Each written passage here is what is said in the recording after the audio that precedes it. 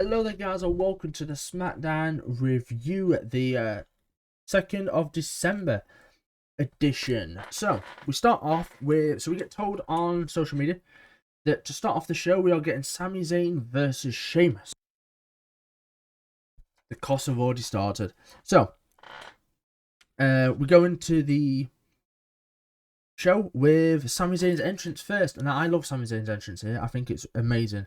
I love the change. Completely forgot it changed actually, and I'm all for it. And we get into the ring, and Jimmy's trying to speak to Sammy's going, "Yo, my dog. Tonight's about you, Sammy." You know, Sammy was basically trying to hype up the Usos, and Jimmy's like, "I'm not having none of it. You are the one that deserves to be hyped up because you're the MVP. You know, you showed us what it was. You know, you showed us who your allegiance lies with, and it was the bloodline."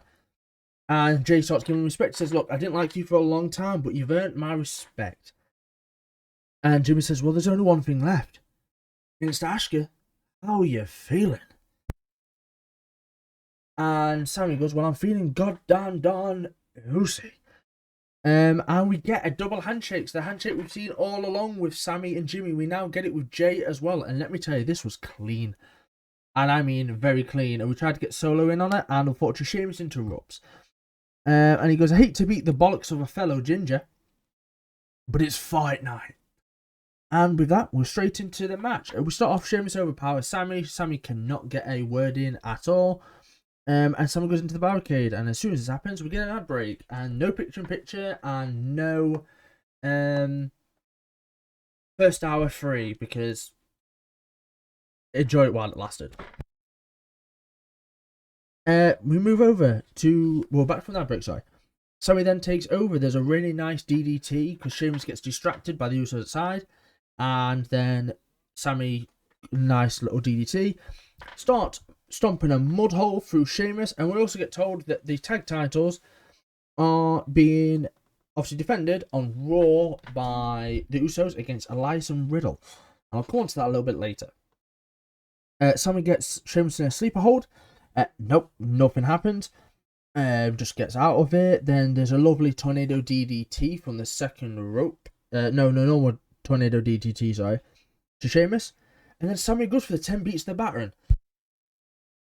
Or so we thought, because nope. Instead, Sheamus catches him on the rope, turns around, and Sheamus does his comeback. As if you know, when I say comeback, it's a 2K thing where you do like 3 or 4 moves as a comeback. Sheamus does that. So Sheamus goes for the 10 beats himself, and no, doesn't happen either. So Sammy goes up to the top rope, goes to do a splash onto Sheamus, and he just catches him. May I add, Sammy is not the lightest guy, right? He's a tall, beefy bloke and all first. And Sheamus just catches him. Swings him around into Irish Curse backbreaker, which was beautiful, by the way. And then straight into the cloverleaf. And then all of a sudden, we get on the outside, and Sammy just dives straight over the top rope onto Sheamus. Ad break again.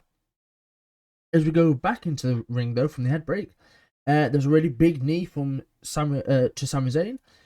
Sheamus is about to attempt the white noise, but instead flips over for a sunset flip powerbomb by Sammy.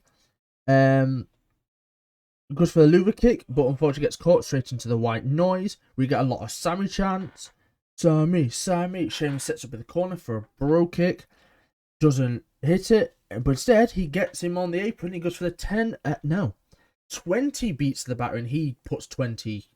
He batters him, in all fairness. Jimmy then kicks Sheamus without looking. Sammy picks up Sheamus for a blue thunderbomb. Tag turmoil. The Brawling Brutes and Usos are going on the outside. Solo gets involved. And Solo basically picks him up and starts slamming him.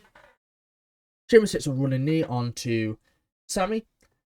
And as they're about to go for it, he picks him up in like a kind of wheelbarrow move. But instead, as he's picked up Sammy, Jay comes in, super kicks Sheamus, rolls him over straight for the 1, 2, 3. First of all, really, really nice to see Jay helping out Sammy instead of hindering him or getting involved. He super kicks him, Sammy goes straight into the pin, and Jay has just helped Sammy. A really nice touch, obviously going in the right direction. They're now on the same page. I've got to say, this whole match, 4 out of 5. I love this match. The storytelling was important at the end as well. That Jay helped Sami. And yeah, 4 out of 5 match. Really good match. I actually predicted Sheamus to win this, and I was oh so wrong. It turns out it was Sami Zayn that won, obviously, with the help of Jey Uso. So then we get told Ricochet versus Santos Escobar. The World Cup final is the main event. And we get a really, really great promo from Legado del Fantasma and Selena Vega. The way they looked, by the way, was amazing. You got the three lads and Selena.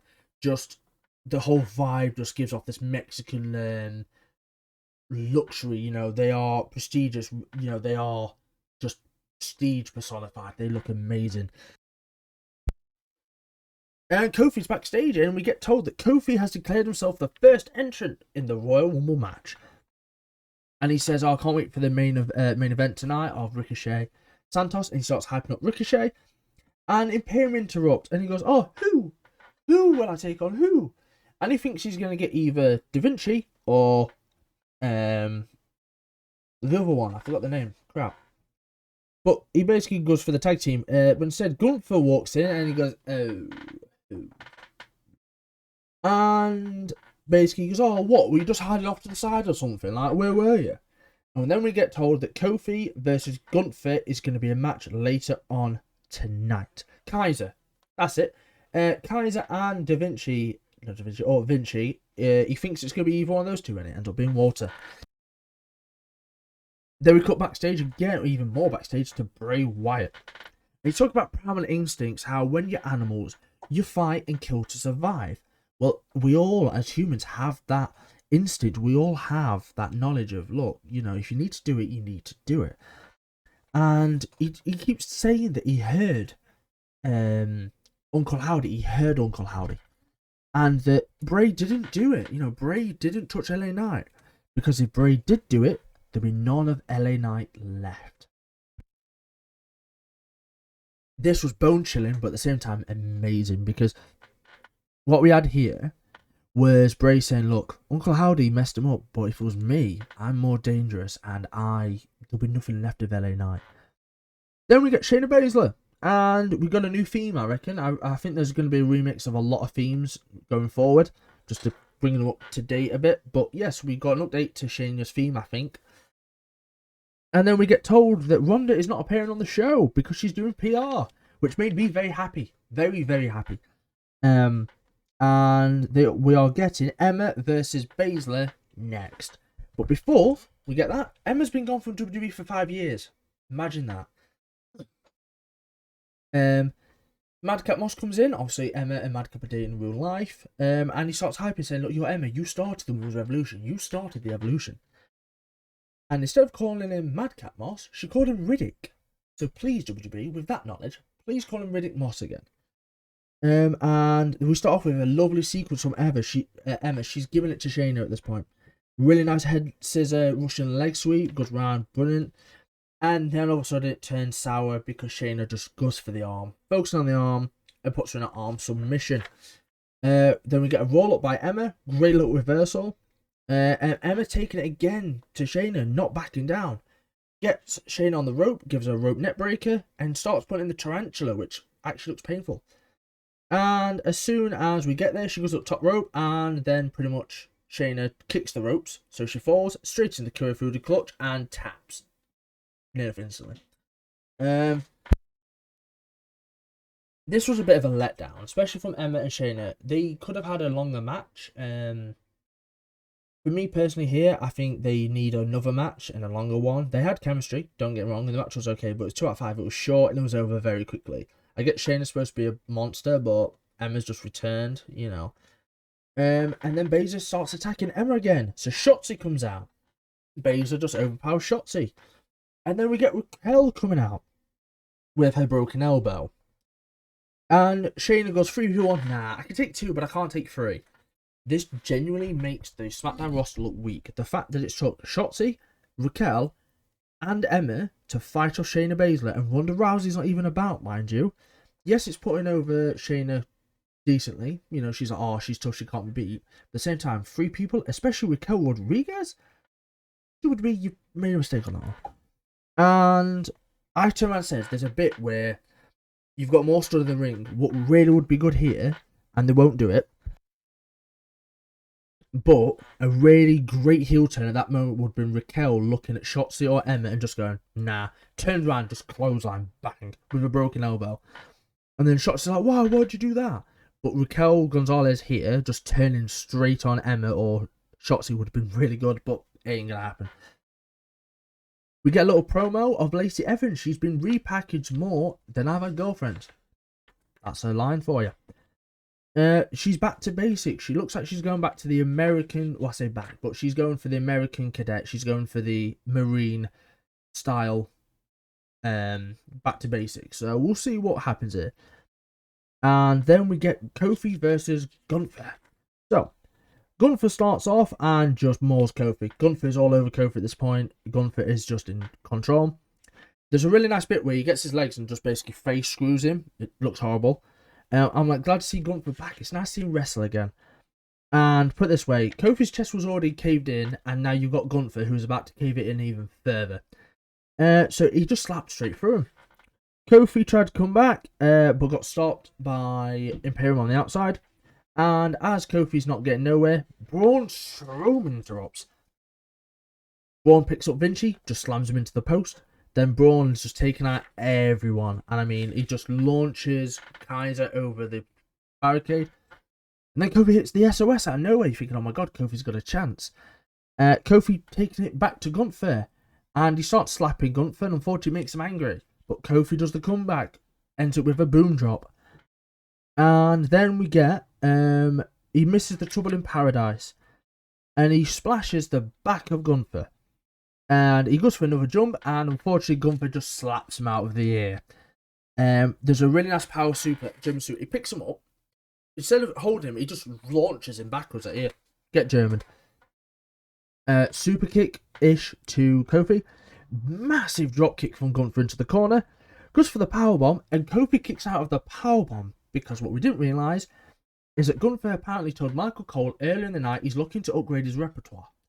And he picks him up for the Last Symphony. A new finisher there's got. He hits this new finisher and Gunther wins. I thought the match was a 3.5 out of 5. Very good match between Kofi and Gunther. I think Xavier Woods would have a better match. But again, depends on TV time and what they do. But Kofi looked okay, but Gunther looked very strong. And yeah, Gunther's now got a new finisher called the Last Symphony. Still concerns over Sami. So basically, we go backstage and the bloodline are talking and they're all about going to get food. So Solo and Sami go and get some food. Jimmy asks Jay, have you actually had time to speak to Sami about lying to your face? And Jay's like, nah, it's fine. He's on the same page. You know, yeah, we're good. You know, nothing's wrong. You know, it's fine. He proved himself. And Sheamus gets a shillelagh and just beats the crap out of the Usos. Into which Sheamus says, because obviously they won the advantage match, that after the Raw Tag Team match with Elias and Riddle, whoever wins, they will be seeing Sheamus and Drew McIntyre as a tag team. Hello. Also, just let you know, I had Gunther to beat Kofi. I also had Baszler to beat Emma, which I was right, because you're trying to build Baszler, you're trying to build Gunther. And then we move on to... we've only got 2 pages left. SmackDown short, but it's great. Damage control out, and Michael Cole is not happy in the slightest. Michael Cole is sat there, just... great Bayley. And instead of saying Buffalo, Bayley calls it Buffalo. And she just targets Cole. She goes after Michael Cole a bit. And according to Bayley, all 3 members of Damage Control lasted, well, all together combined, lasted 95 minutes, 19 seconds in War Games. And that Becky Lynch was just in for a cup of coffee. And we get Becky Chance, and she says basically, I'm disappointed in SmackDown. We've come over because nobody stepped up. Nobody stepped up to help Bianca's team. They was all Raw stars, pretty much. And she's upset no one stepped up. As the longest reigning SmackDown Women's Champion, she's upset. Until Liv Morgan interrupts. And she goes, 1, 2, 3. seems fair, and just charges down to the ring. Liv Morgan goes to attack Damage Control on her own. I was like, what the hell, Liv? And she actually starts taking everyone out for a second till the numbers game catches up. And then we get another surprise return. Very happy about this. Tegan Nox is back. Tegan Nox runs down to that ring and starts beating them up. And again, numbers got the better. But then Liv comes in with a kendo stick, hits them all with a kendo stick, and the shiniest wizard to Bayley. So welcome back, Tegan Nox. And it's now already time for the main event. So we get the LDF theme, and we get a little package in between this. Where Karrion is like doing the tarot cards, going through them, and he pulls up one that says the Emperor. And it's a picture of Rey Mysterio. So now it looks like Karrion Kross is going to be fighting Rey Mysterio. Rey can't catch a break.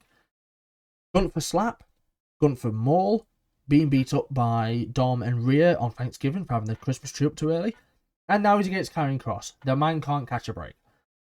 But we also then get Kurt Angle celebration for next week's SmackDown. So I've already got my title, Kurt Angle Celebration Week. Woo! And now we go on to the main event. Oh, this main event I was hyped for already. Ricochet and Santos Escobar. Yes, please. Very fast start. Ricochet starts doing his flippy shit, showing off everywhere, because Ricochet is the one and only. He does what he wants. And LDF intervene. There's a really nice springboard dropkick from Ricochet. And after a bit of intervention, LDF actually get ejected. I'm pretty sure Selena doesn't, but the other two get ejected. And but Ricochet is so good. There was a really nice reversal by Escobar. And he starts doing an arrow towards Ricochet. And basically, he goes for a dive in the outside. He goes through the middle rope. And this was fast. Like, this was a speeding bullet fast. Takes out Ricochet, he's just laying on the table like this. Gets back in the ring and hits a goes for the pin, 2.6 kick out. And then we get a surfboard submission, which is horrible. The surfboard in itself is horrible, but he pulls back the arms and does that submission. Not having it. Goes for a pin, nope. And yeah, Ricochet just decides to hit a running backflip because he can. Then we get a suplex off the top rope, a double. They start running and they run into each other, double cross body. Looks like it hurt. And Ricochet is on the outside, goes to basically attack. And he goes on the steps, jumps, and lands straight on the barricade, which is amazing because you've got to have balance. And all of a sudden, Santos Escobar is now on the barricade. And we get a Hurricane Rana from Santos Escobar onto Ricochet, and Ricochet lands on the concrete floor. Ouch. Ricochet then goes top rope, and they go up to the top rope in the match. Santos Escobar does another Hurricane Rana for the top rope, but this time Ricochet lands it because Ricochet does what he wants. He's the one and only. Before we even go any further, Ricochet, by the way, to land that is incredible. I'm gobsmacked. Shouldn't be, it's a Ricochet. But my god, is Ricochet amazing. Back in Lucha Underground, Prince Puma, just an incredible wrestler. And I'm glad he's getting show off on the SmackDown brand. There's a running knee from Santos Escobar. There's a really nice and a rolling suplex. So he grabs him there, just like a fisherman suplex, then into another suplex. And then hits another backflip. He goes for a backflip on the top rope. And Santos gets the knees up. And roll up after that was really close. Very close kick out. And then we get a Poison Rana from Santos onto Ricochet, which looks like it hurt. But then all of a sudden we go on the top rope again. And Ricochet hits a Poison Rana onto Santos Escobar, then goes for a second rope Poison Rana. It basically hits a black mass as well at this point, and he goes into the corner. And Ricochet hits the 630 senton, which, by the way, if you've not seen it, is ridiculous. Just spin after spin after spin. And Ricochet wins the World Cup. Now, unfortunately, as we're recording this right now, Netherlands are beating the USA 2-0. Let's have a quick check on that score. So it's 3-1 to Netherlands right now, as it stands. It's near enough at the end. But one thing I want to say is, USA, you've not won this World Cup, I'm afraid.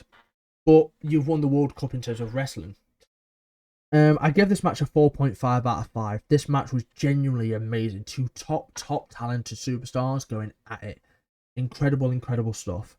And then just before we finish off the episode, we get a stare down between Gunther and Ricochet, because next week on SmackDown, Ricochet versus Gunther for the IC title.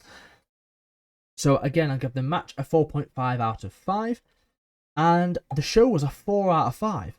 One of the best rated shows I think I've ever given, and it was well worth it.